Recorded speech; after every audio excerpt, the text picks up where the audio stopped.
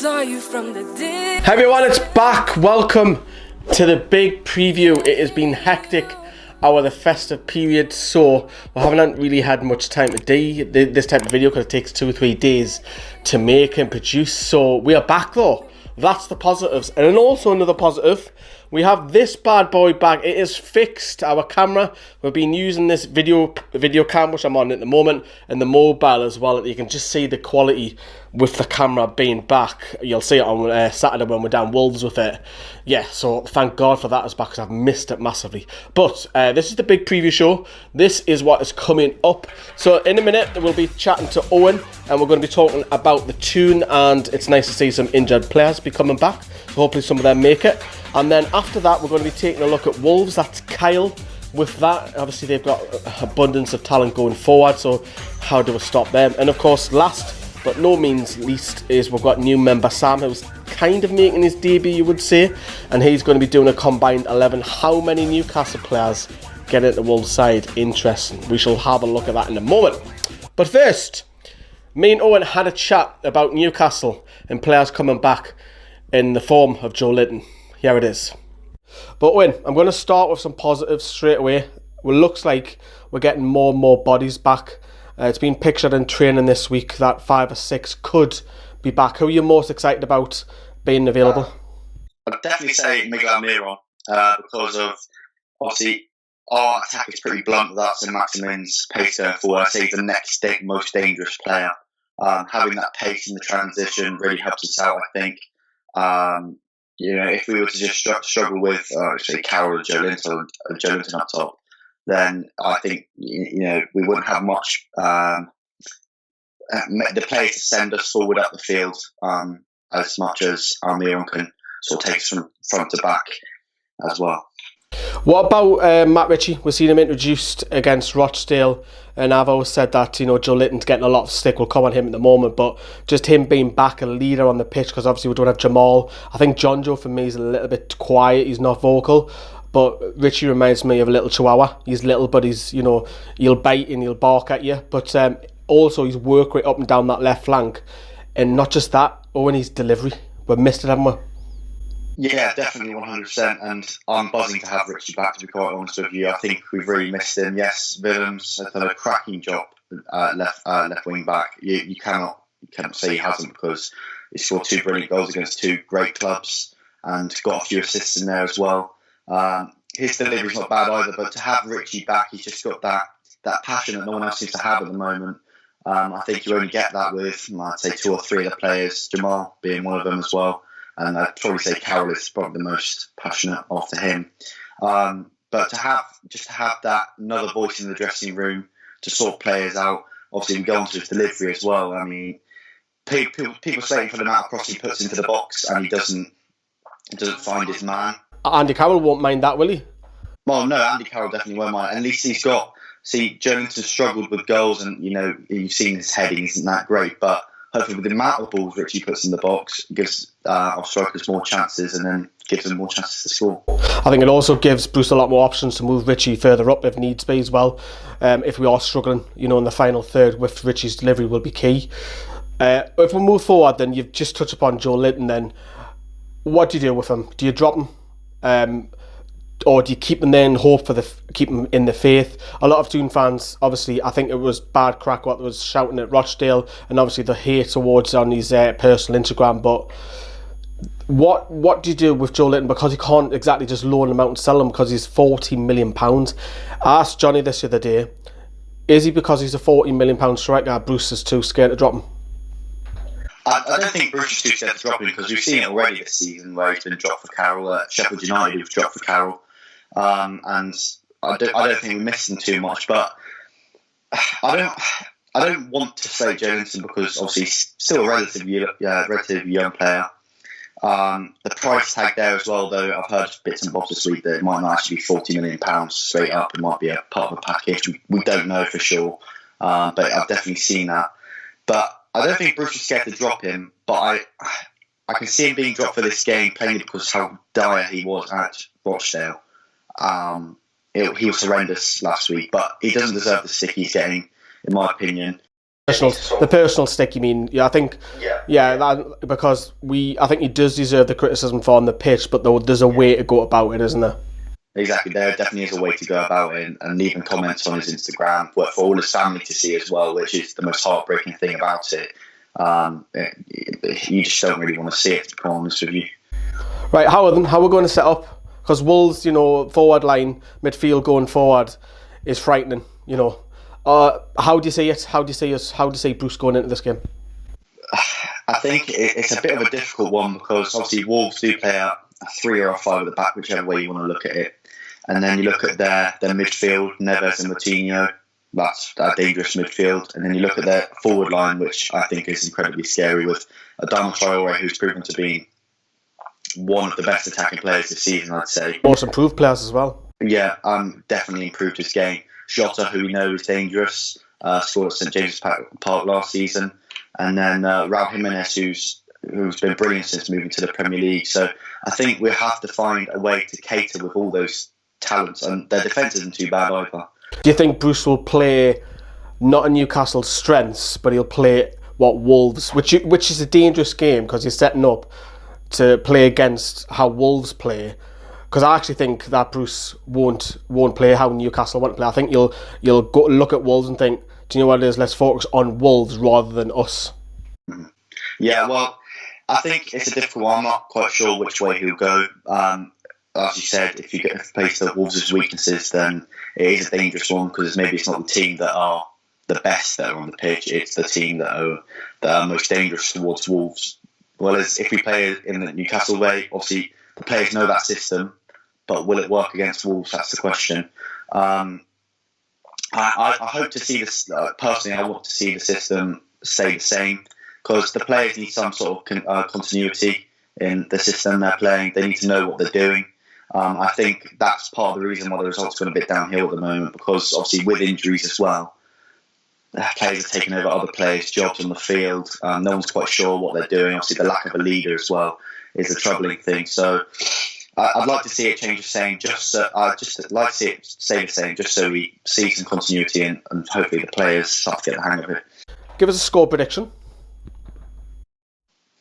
It's a difficult one because obviously we want Newcastle to win, but I think we might be looking at a 2 or a 3-1 Wolves here. I think the bad run is going to continue. Come on, Mr. Negative over here. You look at Wolves' team and they just they've got just the pace of Adama Traore scares me alone.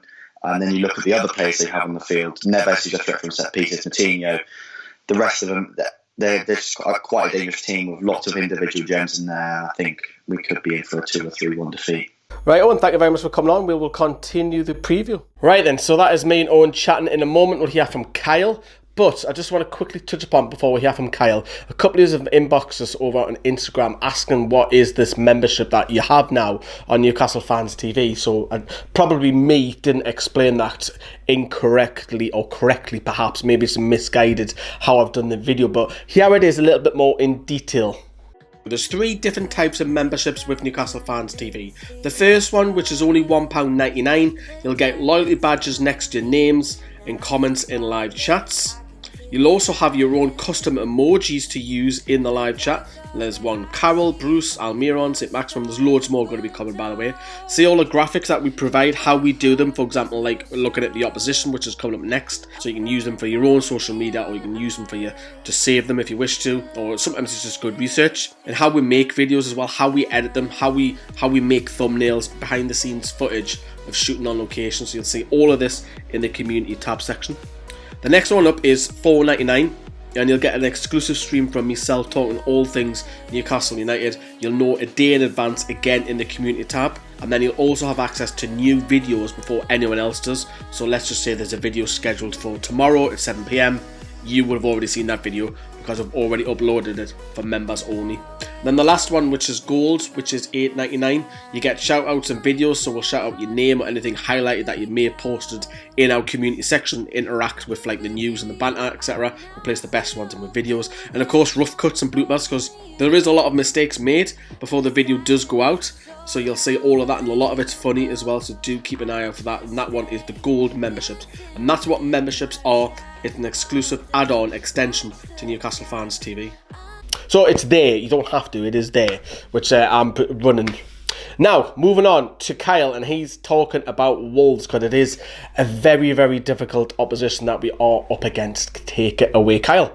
Since the start of the season, I mean, they kept out the bottom three for a couple of weeks in the early going, but since then, they've surged up the league. They've managed to contend with Europa League and Premier League very well with a very good squad with the signings that they've made in the summer. But looking at the recent games, this is probably the worst that they've played since the beginning of the season, to be honest. Only winning 2 of the last 6, and they haven't won in 3 since that famous win against Man City.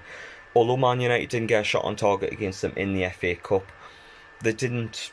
I mean, they looked like they were going to win the game, but Man United managed to hold on. And they have played a couple of decent sides. Watford, they got beat off.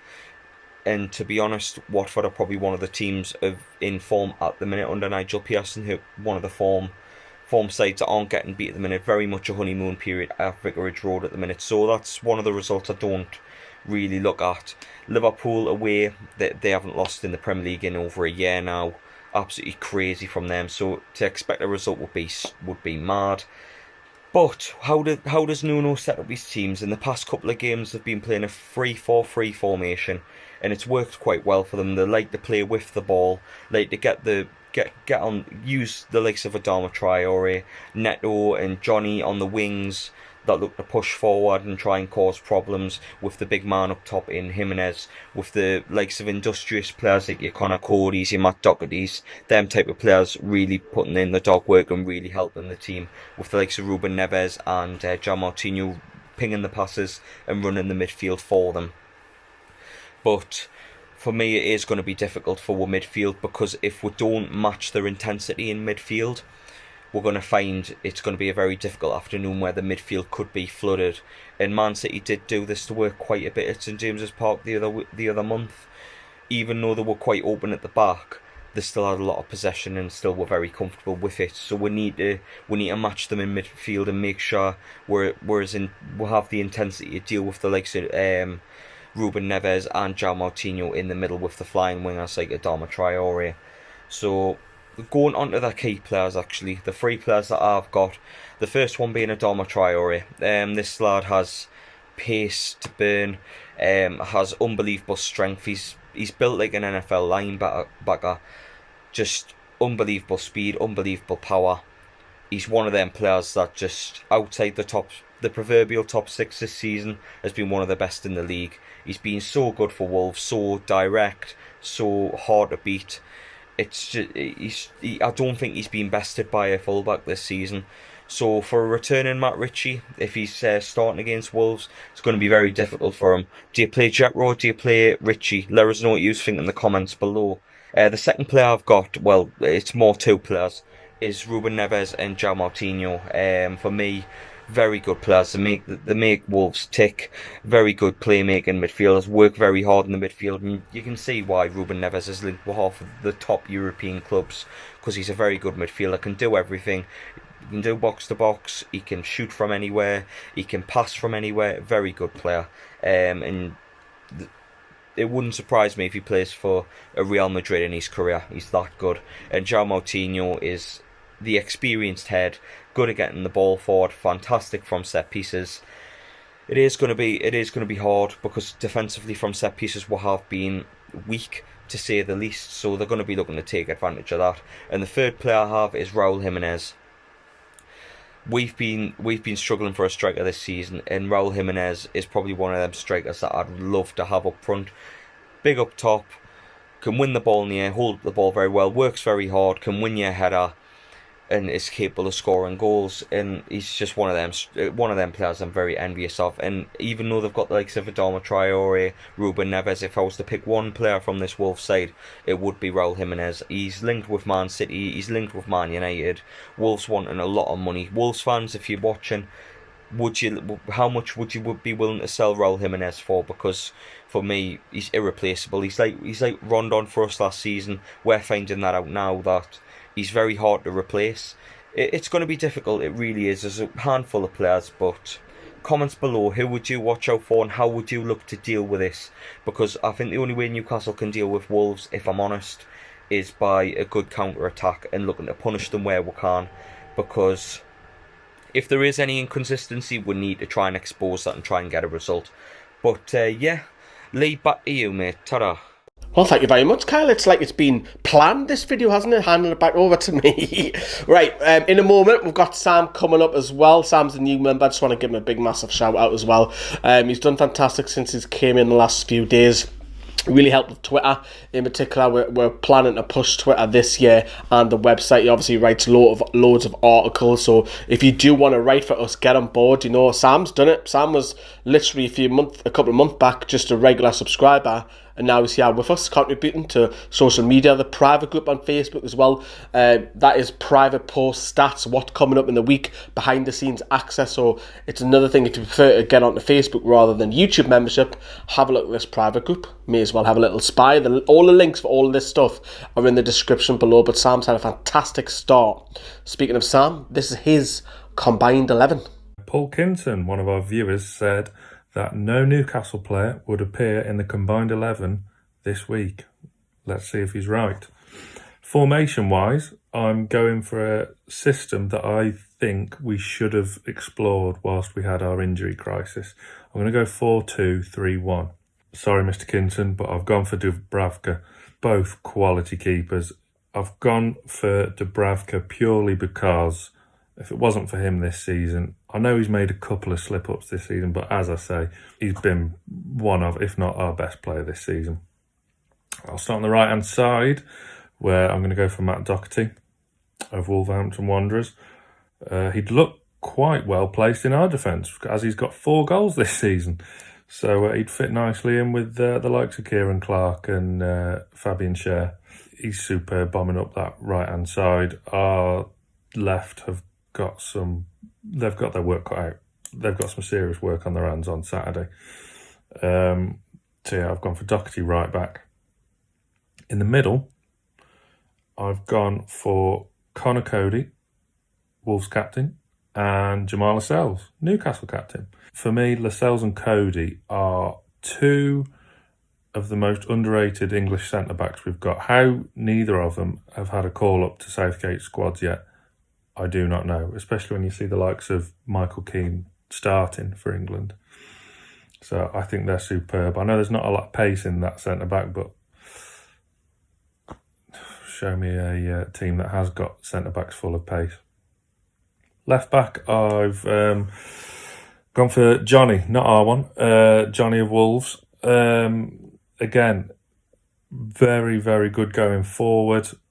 Has got a goal and an assist to his name this season too. It was a toss-up between him and Matt Ritchie, but Ritchie's more accustomed to in a wing-back role rather as a flat left-back. So I've gone for Johnny of Wolves there. In the middle of midfield, my 2 centre mids. The first one I thought was pretty clear-cut. I've gone for João Moutinho. 6 assists this season. Absolutely superb in the middle of the park.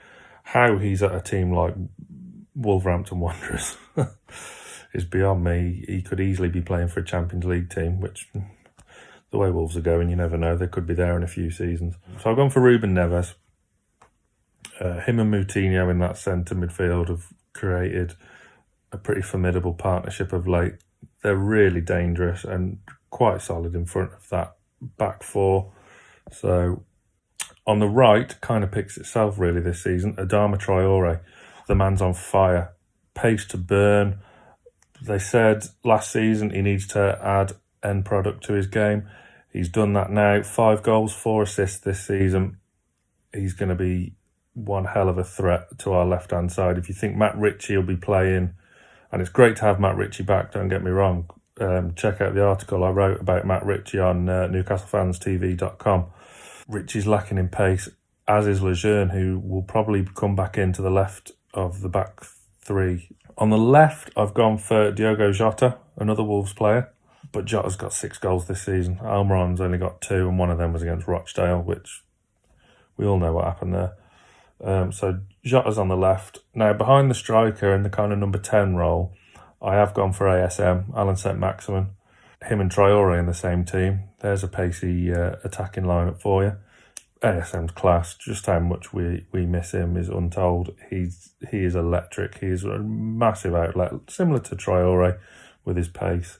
He's going to be a crucial player for us when he's back fit. Hopefully, he will be back fit this Saturday. There are rumblings of him returning to Steve Bruce's matchday squad. Fingers crossed he makes it unscathed. Finally, my striker kind of picks itself, really. Raul Jimenez, 11 goals, 8 assists this season. In a different league to Joe Linton, unfortunately. It was the most obvious one out of the 11 for me. I've even done a manager as well. Again, kind of picks itself. Whilst I'm not a big criticiser of Steve Bruce, again, check out the first article I wrote on NewcastleFansTV.com, kind of defending Steve Bruce and choosing some of the decisions, highlighting some of the decisions that he's got right for us in the first part of the season. But out of the two, you've got to go for Nuno Espirito Santo. The job he's done at Wolves has been unreal. There's the combined 11. Sorry, Mr. Kinson, but we've got 3 Newcastle players in there. If you agree, disagree, let me know in the comments below. Back to you, Lee. Oh, Paul Kinson, one of our subscribers, is calling you out, Paul. He's mentioned you 2 or 3 times in that video. You're going to have to get in the comments and fire back at Sam, for that. But we've got a couple, 2 or 3 Newcastle players made that 11. I was a little bit surprised, but he's done it, so well done. So, but predominantly it's Wolves because they've got money and they're going crazy. But yeah, that is it for you. On Saturday, there's going to be me, Johnny and Sam, who you've just seen there down at Wolves. The rest of the gang have commitments at work. Obviously, Rob's a York City commentator. Isha's gallivanting on holiday once to Blimmin' again. But yeah, that is the roundup, and we'll see you for the drive down preview. Ta-ra, everyone. Bye-bye. Hey, you. I saw you from the distance. Hey, you. Can we talk?